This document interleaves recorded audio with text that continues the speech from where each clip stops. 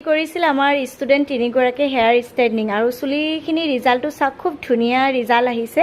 আৰু কেনেকুৱা লাগিছে বাৰু আপোনালোকে জনাবচোন দেই ক্লাছত তেখেতসকলে প্ৰেক্টিকেল কৰিছিলে আৰু মোহলে খুব ভাল লাগিছে আপোনালোকেও জনাব কেনেকুৱা লাগিছে আৰু কোনে কোনে কৰিছিলে মই তেওঁলোককো অকমান চিনাকি কৰাই দিওঁ এফালে চাব পাৰে আমাৰ পিংকি মাধৱী আৰু লগতে এফালে আমাৰ চিম্পি তেওঁলোকে কৰিছিলে আপোনালোকে কেনেকুৱা লাগিলে তোমালোকক কোৱাচোন তুমি ঘূৰি দিয়া